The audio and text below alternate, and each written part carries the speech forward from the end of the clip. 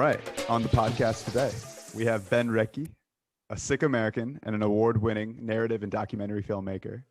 He's worked with the Coen brothers, George Clooney, and Kal Penn on various films, including his own productions.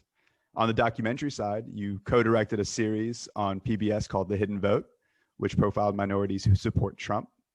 And most recently, your documentarian debut, you released The Reunited States last month, whose executive producers include Van Jones and Meghan McCain. Congrats on the release. It's an awesome film. Both Gerwin and I have devoured it and really enjoyed it. And we're very excited to welcome you to the podcast. Thanks so much for having me. I'm excited to talk to you guys. Awesome. Well, before we dig into your latest film, we want to start, and we always like to start our shows with an understanding of our guest's American story. So what's your American story? I grew up in Northern California in the early days of Silicon Valley. My dad was an IIT Bombay graduate, Punjabi Sikh, and came to this country. Yeah, and he credits, the space race in the Cold War as the reason he was granted a visa to come in and go to engineering school in Michigan. And my mom was a nurse in the Air Force, blonde-haired, blue-eyed American from Connecticut, and they were pen pals for 3 years. That's romantic. Yeah, it's such a that's old school. Times. DMing her old school. That's right. Yeah, we actually drop it in the mail, but they sliding into your post box. But, they didn't meet, they wrote letters for 3 years. And then the first weekend that they met, he proposed to her and she said, "Are you crazy? No, I don't know you. Like, what are you talking about?" And he said, "Well, listen, I think I'm going places. I think you should come with me and just give it a think." And, 6 months later, she came around to the idea that it would be a great idea. And so they ended up moving to California. He got a job working in software in the early 70s. And so when my sister and I were born in the late 70s, we ended up going to church one weekend and Gurdwara the next. And I think that was a really amazing insight into not only different types of faith, but to different cultures and different perspectives. And so it was bridge building, I guess, is something that's been part of me since the beginning, kind of reconciling these different viewpoints. And yeah, that's where the story began. What made you want to become a filmmaker? Well, was there like a particular moment that solidified this as your passion? Well, growing up, there was a neighbor who had a video camera and we used to make sort of backyard movies. And then when I moved neighborhoods, I used the family video camera to start shooting stuff in the backyard. And it was just Indiana Jones short films and emulating stuff that we really liked. But I guess it was in high school where we did our first kind of hour-length film that we spent a year on and shot on weekends and put together a story that, That's was cool. Yeah, it was a big, learning curve just because we'd taken all these little camera tricks and storytelling techniques and put it into a large story, a large film. And we rented out the local movie theater in our town and hosted a screening for like 400 That's people. so cool. It was really fun. And actually, not only for me was at the moment, but I think for my dad, because, obviously with Indian parents that have very strong ideas about what the children should do for a living, it was a big deal for him to come around and he was tearing tickets in the theater as people were coming in and started to realize maybe there is a business here. And so that's when he kind of, agreed to let me go to film school at NYU. And then, from there, it was really another sort of like Indian connection that got me onto the set of the Coen brothers film was an old IIT friend of his was a filmmaker now called Jag Mundra. And his daughter, Smriti, was working as a production coordinator on this Coen brothers film. And so he got me the interview. And, once you're in the door, it's everything that you do and say that gets you the job. But definitely having that kind of community always helps. And so working on the Coen brothers film was the first Hollywood production, $30 million movie. And George Clooney and just seeing how a set is run, especially with those guys who are just so particular in their style. It was a huge learning curve and took everything I learned in film school and threw it out the window in terms of like how to scale this. And then, yeah, I guess it was after college, I had done a short film with another half Punjabi American filmmaker called Adam Balalo. And we had done a short film in school about graffiti writers, and we used that as a tool to raise funding for the feature film Bomb the System. And we made that when I was 23, learned a lot about how to shoot guerrilla style in the streets of New York. But it went pretty far. It premiered at Tribeca, was nominated for an Independent Spirit Award. We sold it to Palm Pictures. And so that's kind of where things kicked off. Aside from the Coen brothers, who are your film influences? More recently, it's a sort of an eclectic mix, but there's a lot of newer filmmakers like Denis Villeneuve, who did Dune is his new movie, but he did a series of French Canadian films, but I'm forgetting the big one with Benicio del Toro and Josh Brolin, and then Cary Fukunaga is another one. He's a half Japanese filmmaker, did the new Bond film, but had amazing films leading up to this, Beast of No Nation and Sin Nombre. But I really, if there's one filmmaker I could kind of point at and say that's the career I'd want to have, it's Paul Greengrass, who did, United 94 and Bloody Sunday. He did all the Bourne Identity movies. But he's a very sort of like verite filmmaker where he tells stories about the world around us that challenge us to see ourselves differently. And so, yeah, that's just a handful of them right there. Well, wait, hold on. What happened to Blumhouse Productions? I saw you were working in Hindi horror films. Tell us a little bit about that. Yeah, well, so I took a sort of unconventional turn after like writing and directing and producing some independent films.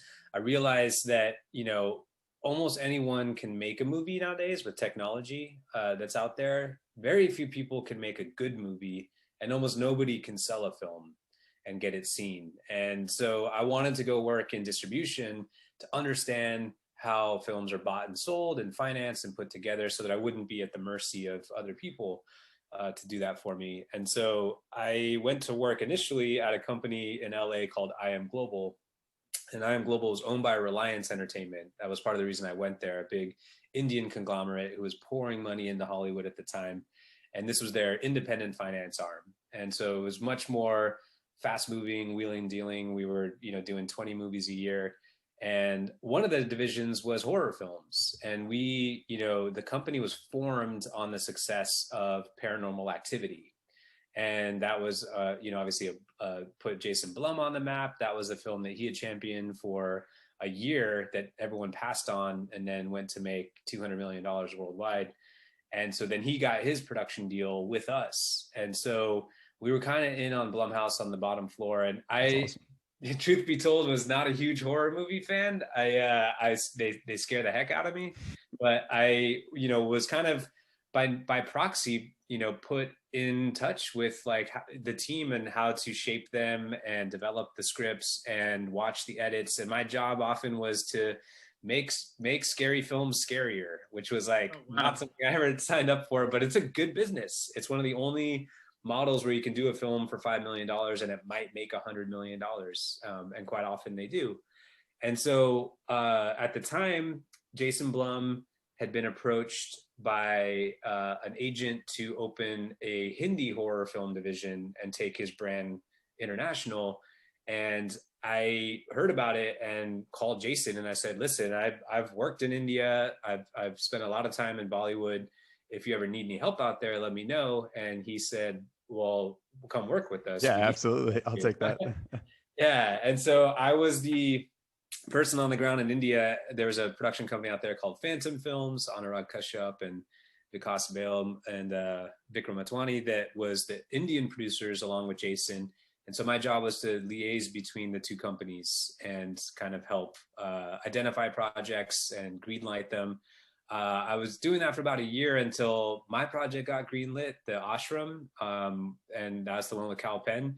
And so I left, when they went into production on Ghoul, which was the main project that came out of that.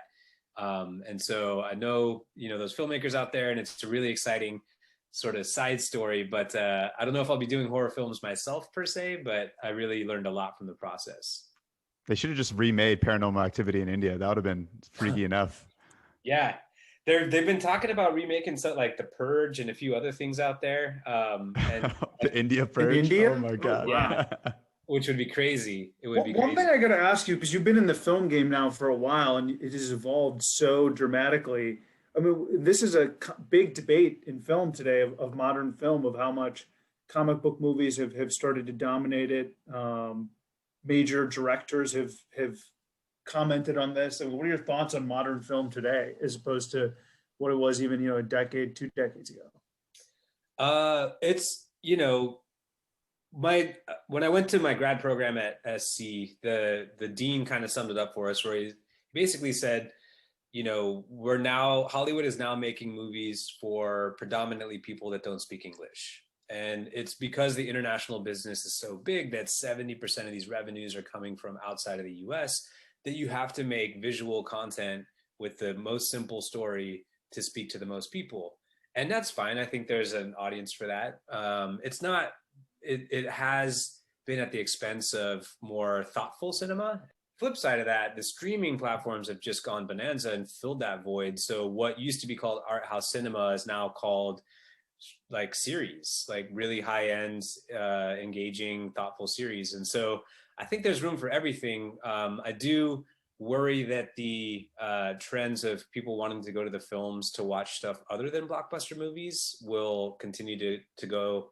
That'll just disappear, but it's making room for it. And ultimately it's the consumer's choice too. It's not, something you can force feed to people. People have to want to see it. And so towing that line has always been the challenge. So I'm more optimistic. There's more content getting made now than ever. It's just not always going to go to the theater.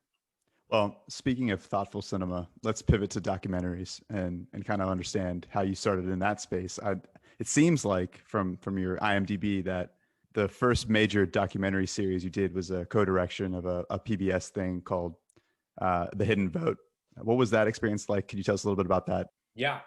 Like after 2016, after the election, like a lot of us, I was trying to find ways that my work could help inform navigating this new reality. And I, was always drawn to nonfiction, just even in the research that I had to do for some of these films. It's very research intensive. And I had just done a film in the Philippines that was about the drug wars out there, a fictional film, and the level of research I had to do to tell that story, I was just like, if I had a camera by my side, this would be an entire documentary on its own.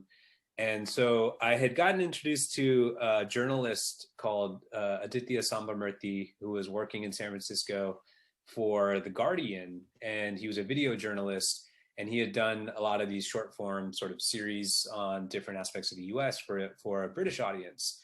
And we started batting around ideas. And it was sometime pretty soon after the election that I started to realize I took an Uber ride, and my Costa Rican mid-50s female Uber driver had voted for Trump and was explaining to me why he was a great decision. And instead of, being combative with her, I was genuinely curious. And I just wanted to understand where she was coming from. And it started to dawn on me that there was, a lot more people like her that weren't getting covered in the media. And 31% of Latinos voted for him, 18% of Muslims voted for him, 41% of women voted for him.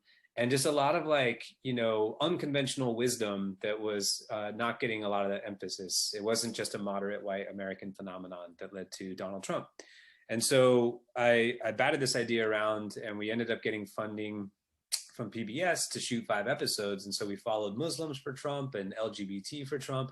Again, not trying to shame anyone or change their mind, but genuinely trying to listen and hopefully see and hear each other better. And that's when it really dawned on me the power of nonfiction cinema to change the way we see ourselves and the world around us.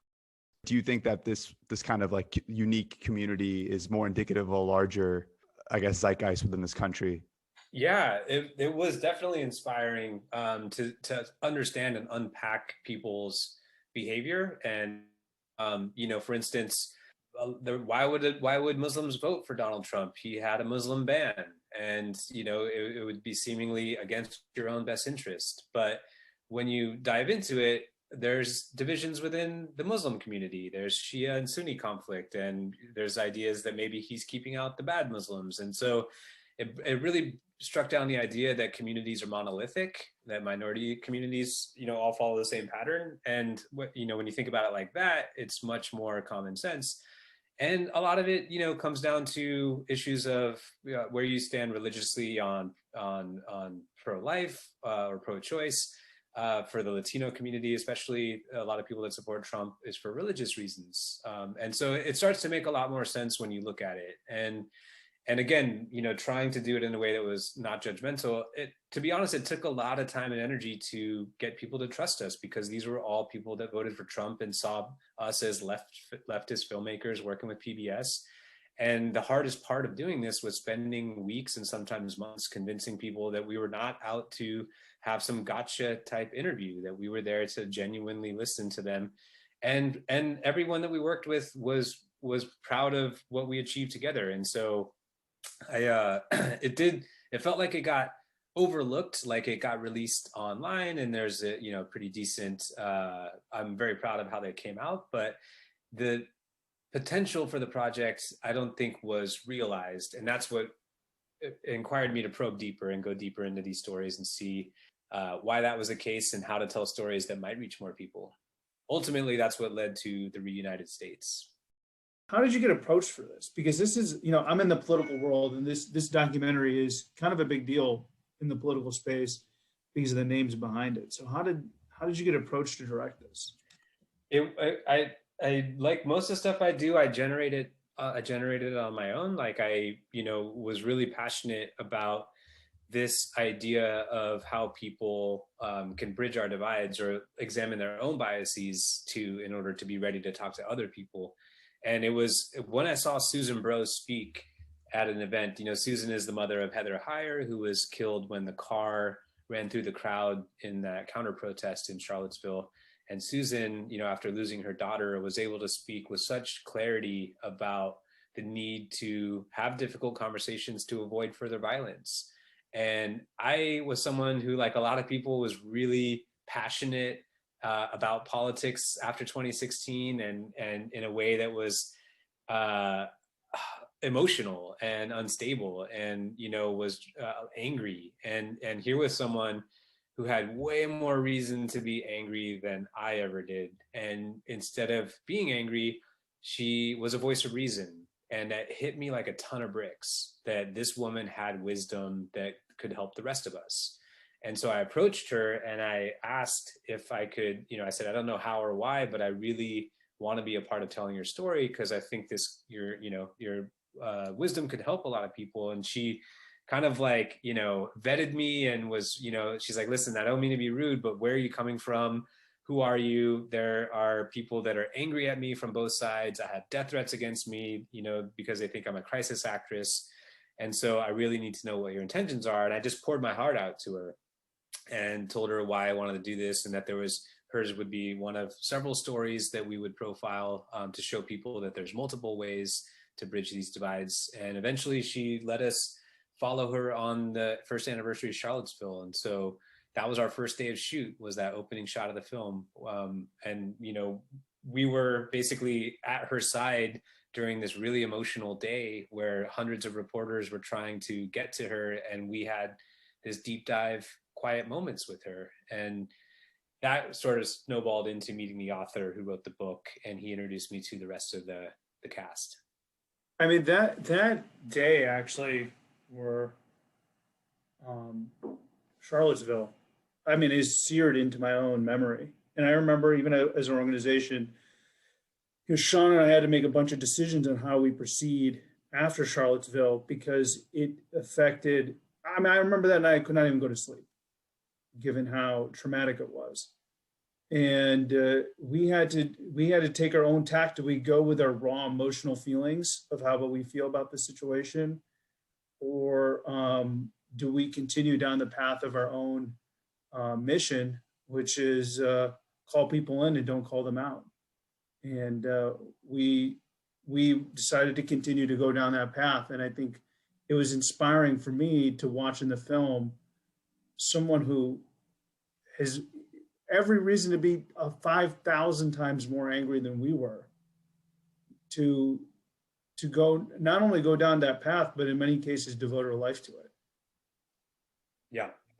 Yeah, you bring up a really good point, and it's important to acknowledge that in times of great tragedy and strife comes great hope and opportunity.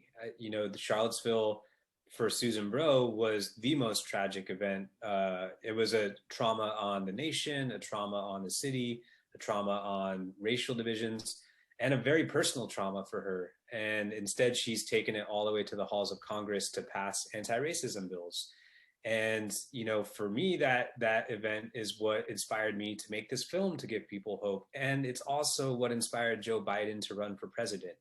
And so I think it's really important to acknowledge that tragedy can lead to innovation and hope. I just for the listeners, I'm going to quickly kind of walk through what the film's about, and I don't want to give away too much because I highly urge everyone who's listening to this to take a look at the film and enjoy it for what it shows. But it intersperses the story of vastly different Americans, including an independent running for governor of Oklahoma, a young Indian guy starting a millennial civics organization, of course, the mother of Heather Hare, the woman who was run over in Charlottesville, and of course, the most interesting of the stories, I thought, at least in terms of what they were trying to do, a Republican strategist and his wife taking their family and traversing the country to understand the point of view of all kinds of Americans. And it really, brought the emotion out of me. And I'm not one to really shed a tear all the time, but this really got to me. And what was the experience like being there and filming that story? And how does it change you when you hear them live? I felt how it changed me hearing it, after the fact, but to be there in that moment, what's that like? It was incredibly moving. I mean, these stories of people, you mentioned the Levertons, the Republican family who traveled in an RV to all 50 states. They were really on a journey of self-discovery. Like, they thought the problem was outside, and they realized the problem was within them. And that's true for all of us to a certain extent, that we're all responsible for othering people that we disagree with. And, to say something, even on the left, to say something like everyone who voted for Trump is a racist is a form of prejudice. And that's something that, I've had to struggle with myself, is where I thought I was fighting the good fight, I might actually be part of the problem. And that ownership and agency over what we say, think, and do is everything. And that we all have a role to play in bringing our country back together. And so being there in those scenes, I got to travel the country, places I'd never been before. I went to 20 states that I had never set foot in, and got to see and interact with Americans of all different walks of life. And just seeing that there's parts of this country that look like a third world country, and that, to say that we're all Americans and we all have the same opportunities and we can go as far as we want is not true. There are mass inequalities, and there's probably 100 different versions of America, depending on the color of your skin, what language you speak, your social, economic status, your gender.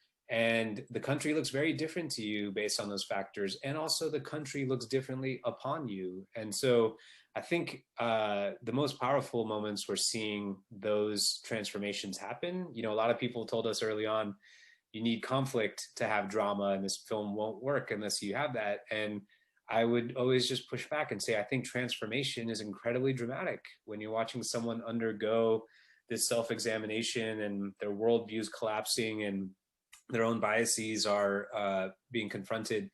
That's very dramatic. And so we hope that even though people might not have been in those situations, like the woman in particular who lost her baby, which is one of the hardest scenes in the film, most powerful scenes, you might not be able to interact with someone and hear that personal story, but the cinema allows you to be a fly on the wall to the human experience and to hopefully mentally model some of these interactions moving forward and say, maybe I can have conversations like that too if I'm more curious.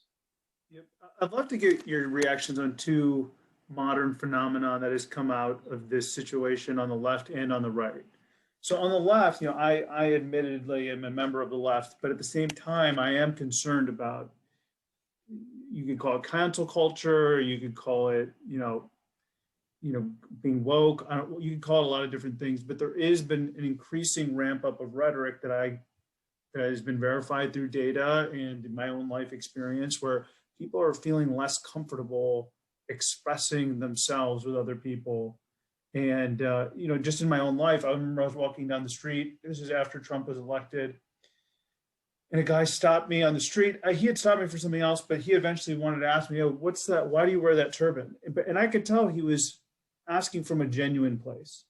And I just, gave him an answer. And actually, we have a good answer because we've done the research and we have data that will show what's effective. And that answer was effective, actually. And he was wowed because I told him the turban stands for equality.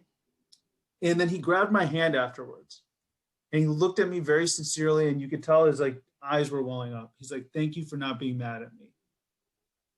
And because he was coming from a genuine place. Wow. And I think that was representative to me of this environment that is out there, that people feel like they cannot reveal their ignorance or they cannot ask questions. And I think that is detrimental to ultimately resolving a lot of the conflicts that we have on a number of spheres. So what are your thoughts on that modern phenomenon? And I have one question on the right as well. Yeah, it's such a good point because the intent of holding people to account is, often comes from a good place. Like, let's try and all treat each other equally. But the paradox of it is, if you don't agree with us, then we can't accept you and you're wrong. And so how can we be inclusive and progressive, but at the same time say, we don't tolerate your point of view? And so we hope the film and more generally ourselves can get to a place where we say, look, we're all on a journey of learning. And why would I punish someone who's at a different stage of the journey? Because I was once there myself. I used to say and do things 15, 20 years ago that I would be ashamed of now, just from my ignorance of not being exposed to people of color or different communities. And so why would I judge someone harshly for being at that place on their journey? And I think that is part of the problem. We're shaming people and bludgeoning them very publicly, and they're running in the other direction rather than saying, lovingly, "Hey, actually, maybe what you're saying, can we have an offline conversation instead of this mob mentality where I'm going to drive, thousands of people to your page and just, bash you, can and cancel you. Can you and I talk offline?" Because where real change can happen in this country is one conversation at a time. And I think your example is a really powerful one. If we have enough one-on-one interactions, that's where we really move the needle in people's hearts. It's not by these, lectures or these, big social media attacks. And so 100%. 100%. I think we've seen in our own data that we made more progress actually with conservatives than even with liberals, because we came in with an open hand instead of a closed fist. But with conservatives, there is another modern phenomenon that I want to bring up with conservatives is there's an increasing embrace of conspiracy theories. And one of my own news consumption habits as of late has been reading family members who have gone deep into the conspiracy theory route, where it is difficult for even their own family members to reason with them and bringing them back to even some sort of normal base reality. So how do you close the gap when you have that strain out there that seemingly people can't even be reasoned with normal facts? Yeah, it's one of the hardest things that we live in now is these two different media ecosystems. Van talks about this a lot, which I've learned from is, if you look at like the War of the Worlds situation that happened with Orson Welles and this radio program that was basically a massive disinformation where it was like saying aliens were invaded and People really panicked. One person actually killed themselves out of fear.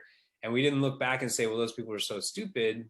We look back and say that media ecosystem manipulated them. And so to look on with a little more compassion and say, you know, this isn't something we're going to reason our way through. We're going to have to feel our way through this, because we're in for several years, if not longer, more of this division in our ecosystem. And so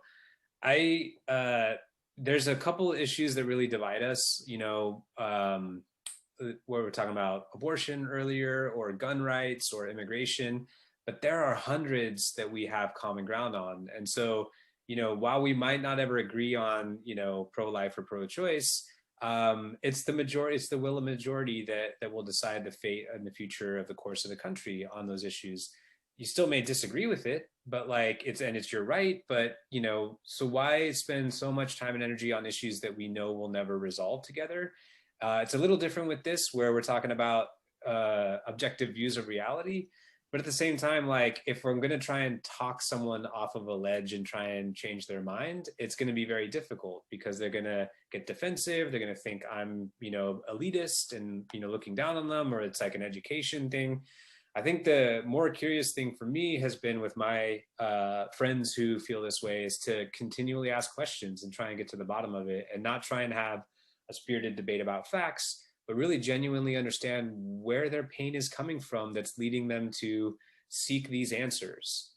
You know, when we were growing up, the Illuminati was the conspiracy theory of this global, you know, elite and oppression. And that was a leftist idea. And it was the same thing, because people were feeling oppressed and disenfranchised. And now that's shifted over to the right, and the characters and the names have changed. It's QAnon, but it's still the same theory. And so let's get beneath that, to the pain of where this hurt is coming from. And that's where we might find common ground.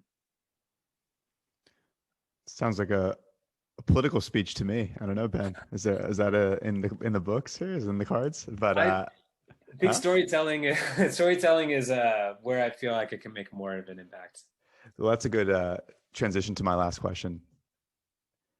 Both you, the National Sikh Campaign, We Are Sikhs, we're all on the same page. We're trying to use mass media, digital channels, communication to educate our neighbors, explain our differences, create reconciliation, the thing that we need to have the most in this country. But it's hard. I think, you know, viewership is down on mass media. People live in bubbles, as you mentioned before.